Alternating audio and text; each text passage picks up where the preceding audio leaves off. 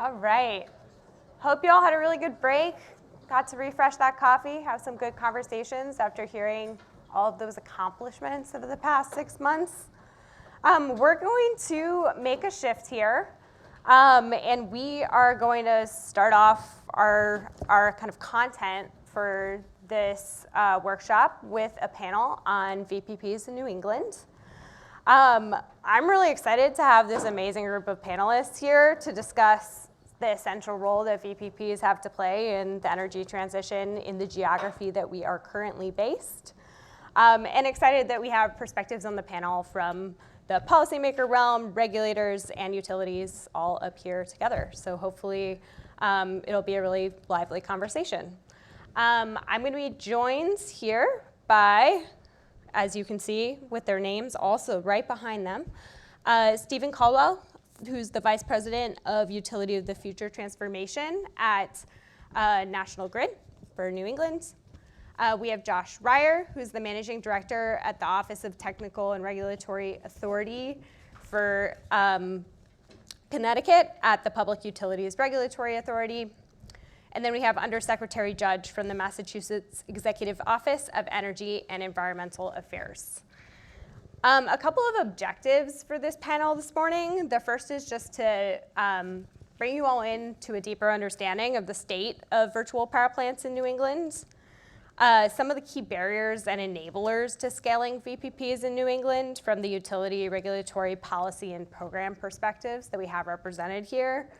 And in particular, we get to discuss, as is a policy goal in a lot of New England, how VPPs are being leveraged to achieve energy affordability and equity.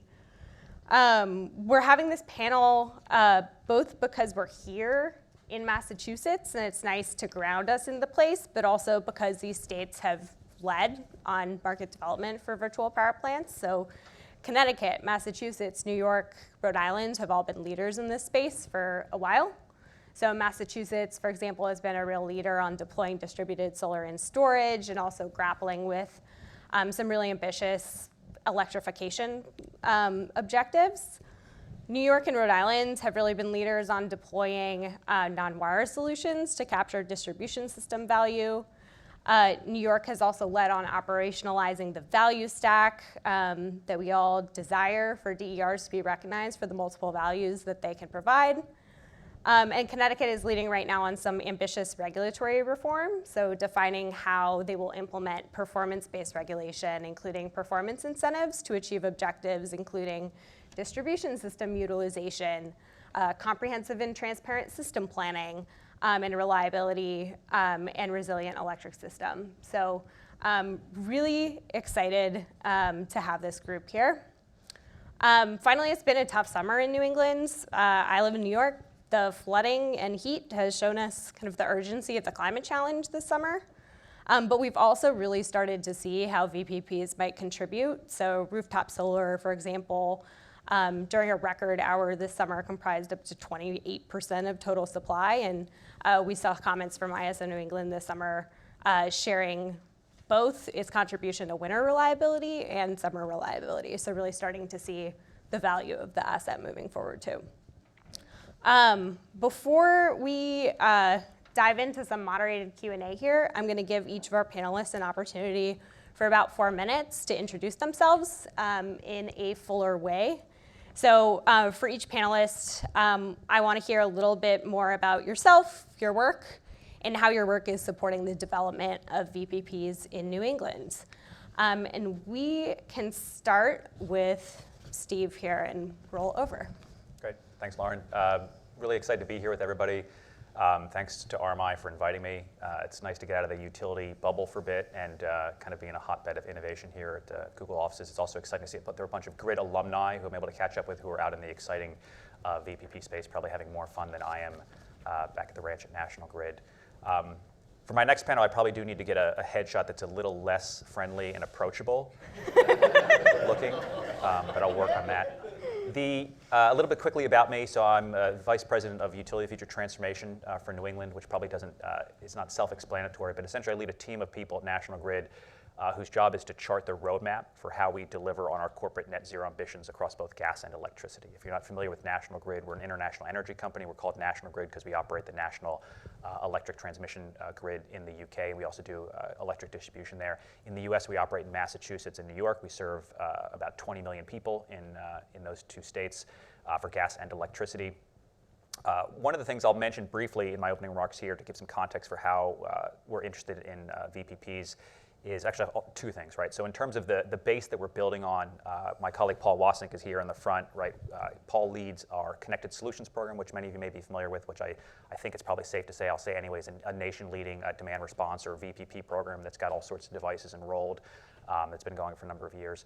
So that's something we've already got going for us. In terms of looking at the future, one of the things that focuses our mind on the important role of virtual power plants is that we in Eversource and Unitil, the other IOUs in Massachusetts, were required on September 1st to file the first of a kind electric sector modernization plans, or ESMPs. Some of you may have seen these in the trade press, or if you're at the local, been more involved in those. But for the first time ever, we were required to lay out a demand forecast out to 2050 that mirrors our state's ambitions for beneficial electrification and other things, and then to talk about what investment it would take on infrastructure, on data, digital enablement, on customer programs to deliver on that, with a particular focus in the next 5 and 10 years. And what that showed us is that in Massachusetts, we've been coasting along for about 15 years on relatively flat to declining peak demand growth, right? We've had nation-leading energy efficiency. We've got very generous solar programs. Undersecretary Judge, I think, a little bit to do with that. And we've got, that's been masking the underlying economic growth, right? What we see now is EE saturating. Solar's already pushed the peak essentially almost past sundown. And we've also got this wave of electrification that's going to hit us. And so you go from coasting along with flat demand to having an inflection point where I think what the ESMPs showcase is we can't build stuff fast enough. In fact, literally, if you were to dig into our ESMP, you could see that if the states were to or Massachusetts were to deliver on its beneficial electrification goals, right, we literally could not build the wires solutions that would be necessary to avoid local distribution level constraints and the transmission interties to those fast enough, just given sort of the permitting, the supply chain, and other impediments. And so what that's focused us on as we do the SMP is what the potential role of flexible demand and VPPs can be. It's something that we, with Connected Solutions, been very focused on at kind of a big picture, long-term system level. But I think now as we zoom down to the substation, the feeder level, we're trying to get our arms around what can we use in terms of non-traditional solutions to, if nothing else, bridge the gap. There's a term of art we've stolen from Con Ed that we heard them use first, bridge to wires, which some of you may be familiar with, but it's essentially, as opposed to a non-wires alternative where you're trying to almost perpetually avoid or defer a solution. It's where you just can't build something fast enough and you want a VPP or flexible demand solution in the interim so that you don't have people deploying EVs and heat pumps and you just have a reliability issue on a localized perspective. So really excited about VPPs. We're probably very receptive to innovation at this point at National Grid. We know all of our stakeholders who are viewing this investment plan that we in Eversource and Unitil are challenging us on, do you need to build all this infrastructure? Can you do more non-traditional innovative solutions? So groups like VP3 can be really helpful in that perspective. And then if I can close with putting one thing in your brain, while we are thinking about today and all the cool stuff people are doing, like the program in California, the one other thing the ESMP has focused us on is here in the Northeast, with the focus on heat electrification. In the 2030s, we transitioned to a winter peaking system, and then forevermore, it's all about heat pumps. It's all about winter peak flexible heating as the solution to not building infrastructure, which I think has not in the US really been that much of a focus, but that will be what it's all about in the 2030s and thereafter. So it's probably not too soon to start thinking about that and what that looks like for customers. Awesome. Over to you, Josh. Awesome. Well, thank you again for the invitation today. Really excited to talk more and more about VPPs. This is actually the third event in the next, or this is one of 3 events that I'll be talking about VPPs at. So just to go to the growing trend in talking about this. But so my name, again, is Josh Ryor. I'm the Managing Director of essentially technical staff at the Public Utilities Regulatory Authority, or PURA. We'll just say PURA from here on out. I manage a team of about 40 that focuses on or provides the technical expertise for all of the adjudicated processes and investigations that PURA has in front of us. So everything from engineering, economics, finance, accounting, in gas pipeline safety.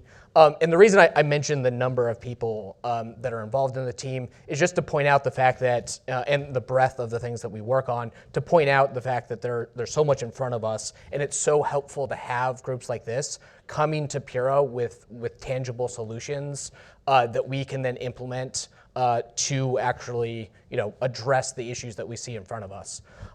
And so going back to, I was actually mentioning to Lauren earlier that in listening to everything this morning, really kind of changed what I wanted to say a couple of times because there's so much great information that we've already heard today. And the one thing I want to focus on is that huge gap that we've talked about and we've already alluded to on this panel in terms of where we're going to need to get to. And I don't worry about the generation part as much as I do what Stephen was talking about. How are we actually going to have the infrastructure? How is the grid, not just the transmission grid, but the distribution grid? How are all of our feeders going to handle this? What happens if we have every single house on a block has an EV? Right? How do we effectively manage that and incorporate that to meet our state policy goals? And so we obviously don't have full solutions yet. That's, I think, what a lot of us are working on. But one thing we did 4 years ago is we started what was called the Equitable Modern Grid Initiative, which was a series of 11 investigations. If you've heard me talk about this before, I wanted it to be 4. My boss said 20. We landed on 11. And really trying to proactively problem solve for what we're seeing on the grid, right? Incorporating beneficial electrification and other trends that are coming out. So we're really excited that in the last 4 years, we've been able to implement 4 programs coming out of the Equitable Modern Grid initiative that I think are relevant today and help address those problems. The first is called the Energy Storage Solutions Program. There we go, long name. You'll see a trend. We're not great at naming things, so my apologies. Which really builds on the success of Connected Solutions and has an active discharge component of the program, but also has a passive component that allows for us to give an upfront incentive. And we've seen great success. We heard from C-Power earlier that they're building out and have a lot of commercial projects already in Connecticut, which we're really excited about. We have an EV charging program. I already told you we're bad at naming things. EV charging program, this is a managed charging program that came out of that. We also have 2 that I think are actually particularly unique. The Innovative Energy Solutions Program, which is a version of a regulatory sandbox. And I'm happy to talk about it a little bit more, but is our way of opening up. If you're familiar with Rev Connect in New York, it's very similar. Except for one key difference is that there's a distinct path for third-party developers to come into the system. And while obviously the goal at the end is to be partnering with the utility, you don't have to come in through the utility. And then the last one I want to talk about is called the Non-Wire Solutions Program process, which is really addressing a couple of the barriers that I heard talked about earlier. Setting up a framework for making sure that non-wire solutions and VPPs are appropriately valued when the utilities are looking at solutions to specific grid constraints or other needs. So those 4 programs we're really excited about. But the one thing I want to maybe leave on, for now at least, is performance-based regulation. Because while we had 11 dockets, we've had exciting success in programs that we've implemented, Pura can't, our utilities can't design a program for optimizing the benefits or rate designs for all of the different values and benefits that VPPs can provide, right? I think there was in the briefing material, what was it? The RAP diagram, is it 10 different, 12 different types of distinct things that VPPs can provide? And again, we can't design for all of that. What we do need is utility partners and a regulatory environment and setup that allows for and encourages our utility partners to actually optimize and have the flexibility to optimize for those benefits and to look at the assets that they have on the grid and to make sure that they're taking advantage of them in the way that helps and address our climate goals, but also provides the greatest value to customers. Great. Over to you, Undersecretary Judge. All right. So excited to be here today and talk about this topic. I can say this is something that we're very interested in Massachusetts, particularly my boss, Secretary Rebecca Tepper. She's very Always talking about VPPs, actually, and how they can be a solution for a lot of things that we're trying to do. Just a little bit about the executive office. So we have 6 environmental and energy agencies that sit underneath us. So the Department of Energy Resources, Public Utilities, Environmental Protection, Ag Resources, Fish and Game, and Conservation and Recreation all sit under the same secretariat. In my role, all of the energy-related agencies kind of report up through me. So the Department of Public Utilities, Department of Energy Resources, and then also my boss is the chair of the Massachusetts Clean Energy Center. So all of those energy agencies have really been coordinating and talking about this topic quite a lot lately. And I think there's a number of things going on in Massachusetts that are pretty exciting. As Stephen mentioned, the electric sector modernization plans are a really major tool. This is the first time that Massachusetts has really looked comprehensively at what needs to be done to meet our future clean energy and climate goals. And that's going to be really critical. That's going to be really critical for determining what the next level of investment is going to be going forward in all of this. And I think we also are very interested in avoiding unnecessary transmission, distribution, and generation investments. If we can manage peak demand and avoid increasing it beyond what is necessary, then we can really help avoid unnecessary investments that ratepayers then have to bear. So one of the big focal points for us is how do we incentivize utilities to optimize the use of their distribution system rather than just build more infrastructure. So big focus in these electric sector modernization plans and all the other work that we do. We have a number of programs that are out there right now. We have the Connected Solutions program, which incentivizes energy storage, smart thermostats. We have the Clean Peak Standard program, which is not necessarily a virtual power plant, but sends price signals to dispatch resources at certain times of the day in different seasons of the year. We have managed charging programs that are, so managed charging is required for any electric vehicle or any electric vehicle supply equipment that is installed at a residence under our make-ready investment programs that have been authorized. National Grid has an off-peak time of use rebate for electric vehicle charging, and Unitil is rolling out some time-varying rates. So we have some things, but we have a lot. One area where we're behind is actually in some of the customer-facing grid modernization infrastructure. So there's new grid modernization plans, relatively new grid modernization plans that were approved last year that all the utilities are making investments to create better two-way flow of information on their grids.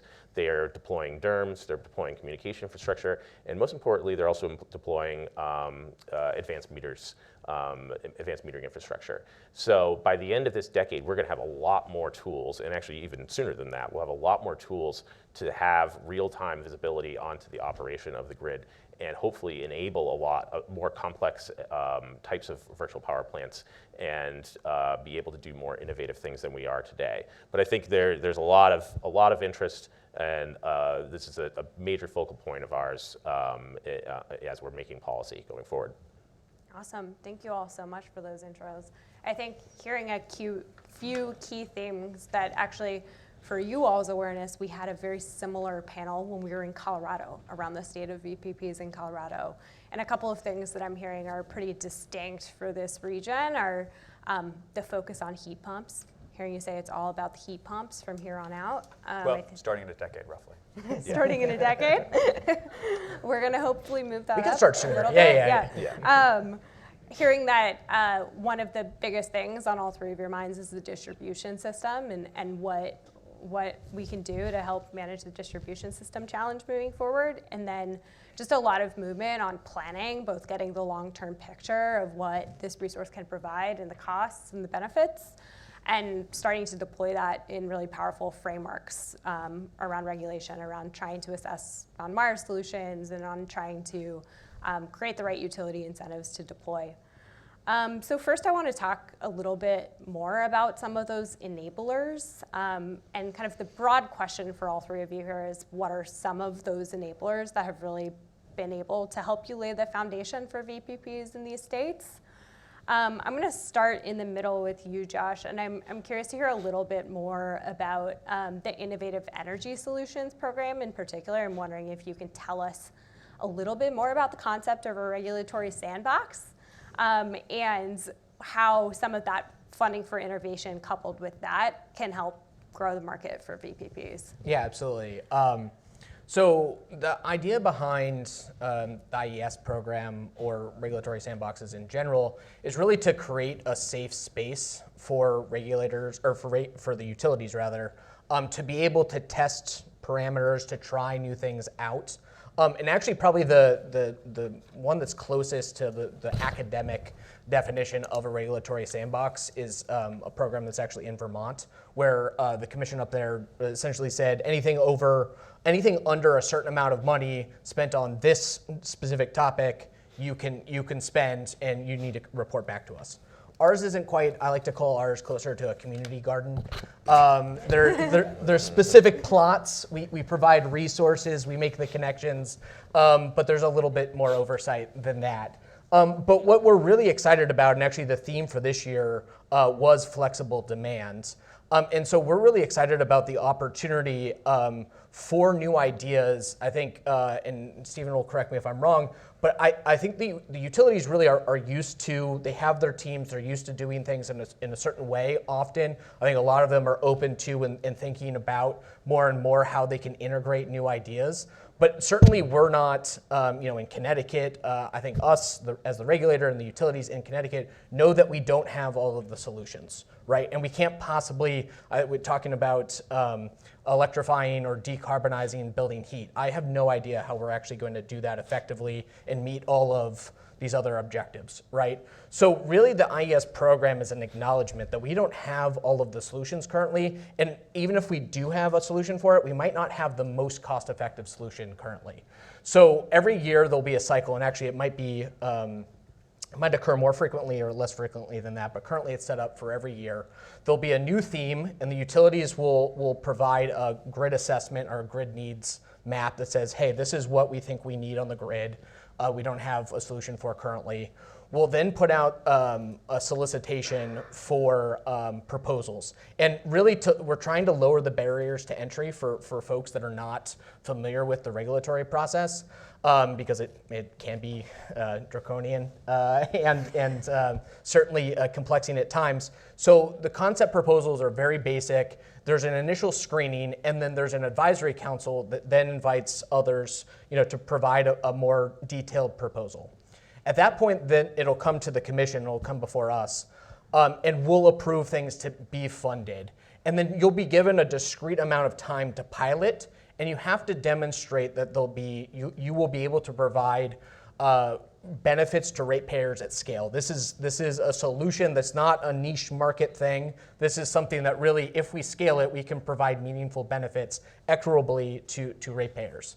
So there's been some articles about the program, and you will see that we're really focused on failing fast, right? When we're talking about ratepayers, I think a lot of commissions that have thought about this are a little bit hesitant to fully commit to something like this, where you're acknowledging that we're going to spend some money on something that might fail. And certainly utilities are typically hesitant to ask from commissions for money for trying things out like that. And so what we've done in Connecticut is said, okay, we're going to give you the money, but we're only going to allow you, if we're going to fail, we got to do that quickly, right? So we minimize our losses. Great. Yeah, thanks for sharing that. A really interesting strategy. I think regulatory sandboxes are very common in other parts of the world and less common in the US. Stephen, I'm curious to hear from your perspective, from the utility perspective, and through your years of operating connected solutions, what do you see as some of the enablers, and what are some of the challenges to continuing to scale programs like that? Sure. Well, I asked Paul to make a face if I say anything stupid about connected solutions, and he's paying attention. Thanks, Paul. In terms of things that I think have enabled us to scale the connected solutions, we have a very supportive regulatory and policy environment for customer subsidization of getting the devices out there, right? Incentives for behind-the-meter storage, incentives for EVs, and so you've got to have, I think that commercial liftoff report, you've got to have the devices out there, right? And probably the VPP value stream is not going to be enough to pull the things out into deployment in all cases. So we've got the state pushing a lot of stuff out, and then we've got a comprehensive, broad-based benefits framework where we say, hey, if we can do DR, aggregate this stuff, it provides broad system level long-term benefits, and we could pay for that. So that's all been great. I think in terms of some of the challenges that we have, the regulatory sandbox is, I'm glad I heard that, and even though Connecticut's right across the border, I hadn't heard about that. One of the things that I think has been tough for utilities generally, and for us in Massachusetts and New York, is when you get regulators and utilities together, the only ingredient for having like a complete, sclerotic approach is like you don't have academia in there too, right? It's like, but I think if the people in the audience are probably used to moving really fast, right? You have an idea, you get funding, it fails, you move on to something else. We operate in multi-year regulatory cycles, right? Of like, Massachusetts now we're in 5-year-long rate cases. We have three-year DSM programs. So the Connected Solutions is through our energy efficiency and increasingly heat electrification programs.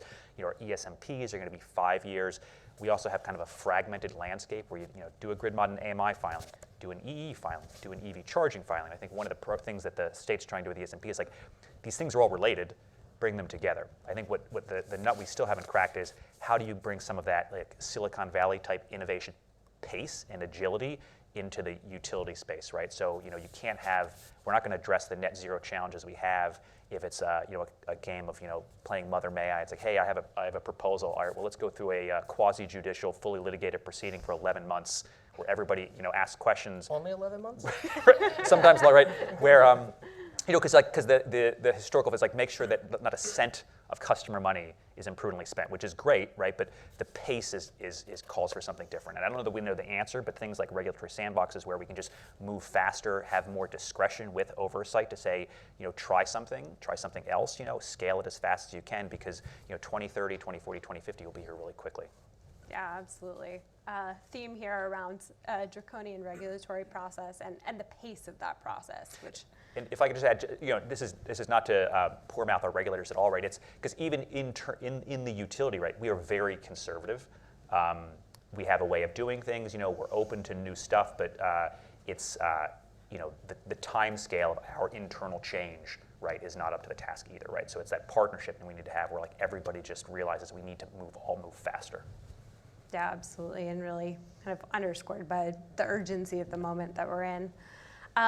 I'm going to take a turn here a little bit and talk about kind of the focus on equity, environmental justice, and affordability more broadly in the Northeast, so some of the consumer benefits here. I'm going to turn to you, Undersecretary Judge, and I'm curious to hear a little bit about how your office has thought about leveraging VPPs and customer solutions to support some of the state's broader policy goals. Yeah, so I mean, I think a lot of our programs, I could say all of our programs are very geared towards equity, environmental justice, especially increasingly, I think, in more recent years. And I think as a measure of commitment to that, at the executive office, there's now an Undersecretary of Environmental Justice and Equity who is examining kind of how that is layered into all of our programming. So. But I think a few areas where specifically we are trying to encourage or trying to make sure that all customers are able to access these things.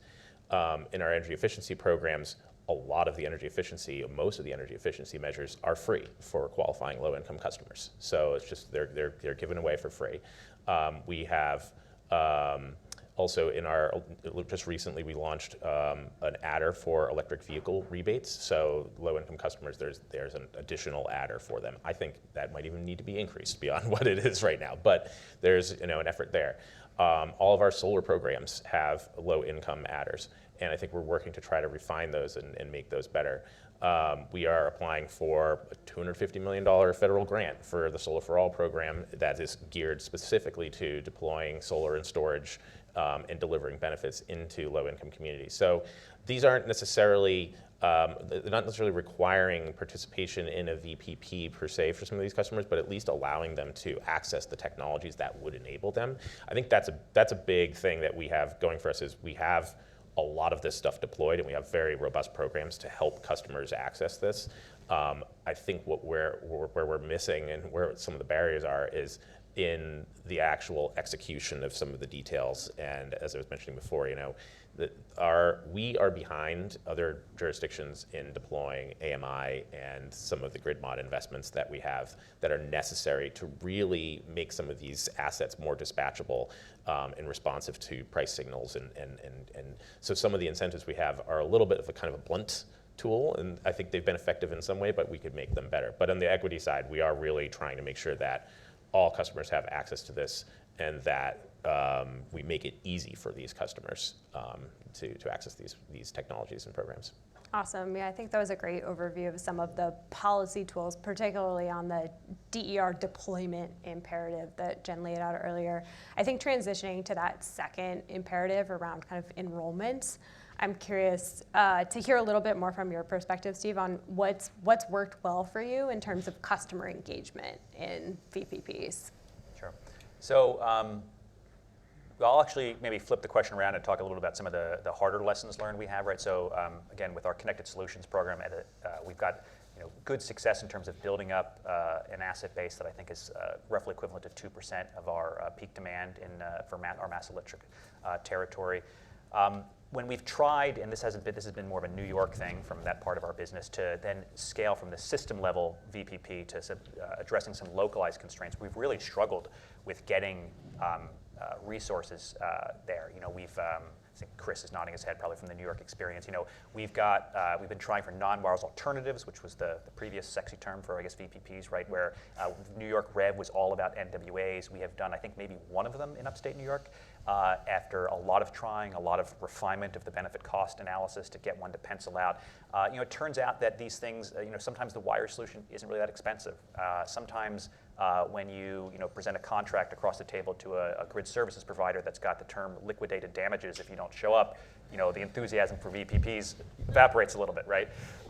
We've recently been trying to do some, we call it DLM, which I actually forget what it stands for, but in New York it's also these localized constraint-based procurements. I think over the past couple of years we've tried a few of them. It's kind of crickets, right? Now, we probably don't have the perfect market design, and it sounds like there's some stuff we can leverage from California, but I think some of our challenges have been how do you figure out the right maybe engagement model with the VPP providers so you can have commercial terms that the utility isn't being overly conservative, but also is getting something that is going to show up, and if it doesn't show up, there are appropriate commercial penalties or repercussions for that.